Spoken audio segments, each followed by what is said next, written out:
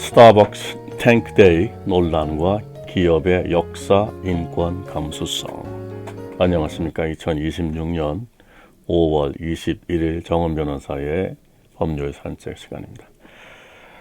이번 주 한국 사회를 뜨겁게 달군 스타벅스 코리아의 이른바 5.18 탱크데이 논란을 이야기하면서 기업이 왜 역사와 인권 문제에 민감해야 하는지, 그리고 미국에서도 비슷한 사례가 어떻게 기업 최고 경영자의 자리까지 흔들었는지를 함께 말씀드려 보겠습니다. 지난 5월 18일 스타벅스 코리아는 텀블러 제품인 탱크 시리즈를 홍보하면서 탱크데이라는 표현과 탁 소리나게 책상 위에 라는 문구를 사용했습니다. 하지만 문제는 그 날짜였습니다. 5월 18일은 대한민국 현대사에서 매우 가슴 아픈 날입니다. 바로 광주 민주화 운동 기념일이기 때문입니다. 많은 국민들은 탱크데이 하는 표현이 1980년 광주에 투입된 계엄군 탱크를 떠올리게 한다고 느꼈고, 탁이라는 표현 역시 1987년 박종철 열사의 고문치사 사건 당시 군사 정권이 했던 유명한 거짓 해명, 책상을 탁 치니까 억하고 죽었다 라는 말을 연상시킨다고 비판했습니다. 결국 국민적 분노가 커졌고 스타벅스 코리아는 공식 사과문을 발표했습니다. 신세계그룹 정용진 회장까지 직접 대국민 사과를 했고, 결국 스타벅스 코리아 대표는 해임이 되었습니다. 이 사건은 단순한 광고 실수 이상의 의미가 있습니다. 왜냐하면 현대사회에서 기업은 단순히 커피나 피자를 파는 조직이 아니라 사회적 책임과 가치까지 함께 평가받는 존재가 되었기 때문입니다. 사실 미국에서도 매우 비슷한 사례가 있었습니다. 바로 미국 피자 체인 파파 존스 창업자 존 슈네이더, 흔히 파파 존이라고 불리는 회장의 사건입니다. 이 사람은 본인이 직접 광고에 나오는 것으로 유명했었죠. 2018년 그는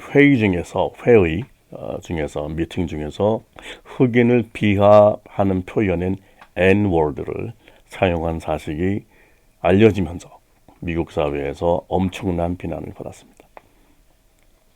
결국 그는 자신이 창업한 회사의 회장직에서 물러나야 했습니다. 여기서 중요한 점은 단순히 말 한마디 때문이 아니라는 것입니다.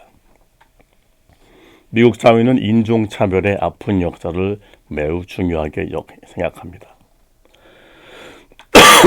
노예제도, 흑백 분리 정책, 시민권 운동, 흑인 차별의 긴 역사 속에서 기업 지도자의 언행은 단순한 개인 의견이 아니라 회사 전체의 가치관으로 받아들여지기 때문입니다. 한국 역시 마찬가지입니다. 광주 민주화 운동에 대해 정치적 해석은 사람마다 다를 수 있습니다. 북한의 개입설을 주장하는 사람도 있고 그렇지 않다는 사람도 있습니다. 하지만 적어도 한 가지는 분명합니다. 군사 독재에 맞서서 민주주의를 요구했던 시민들의 항쟁이었다는 점입니다. 그리고 그 과정에서 수많은 억울한 시민들이 희생되었다는 사실 역시 부정할 수 없습니다. 대한민국 민주주의는 그런 희생 위에서 만들어진 것입니다. 그래서 많은 국민들은 이번 스타벅스 사건을 단순한 마케팅 실수가 아니라 역사적 상처를 가볍게 소비한 행위로 받아들인 것입니다. 기업은 때때로 우리는 정치하고는 무관하다라고 말합니다. 하지만 역사와 인권 문제는 단순한 정치가 아닙니다. 그 사회가 어떤 가치를 중요하게 생각하는가의 문제입니다. 미국에서는 인종 감수성이 중요하고, 독일에서는 나치 역사에 대한 표현이 매우 엄격하며, 한국에서는 일제강점기와 군사 독재, 민주화 운동에 대한 기억이 매우 민감한 사회적 영역입니다. 결국 글로벌 기업이라 하더라도 그 나라 국민의 역사적 기억과 정서를 존중하지 못하면 큰 대가를 치르게 되는 시대가 되었습니다. 이번 스타벅스 사건과 파파존 사례는 우리에게 같은 메시지를 줍니다. 기업의 성공은 돈만으로 유지되지 않는다. 국민과 소비자의 신뢰, 그리고 역사와 인간에 대한 존중이 함께 있어야 오래 살아남을 수 있다는 것입니다. 새치밖에 안 되는 혀에 대한 격언 많이 들어보셨을 것입니다.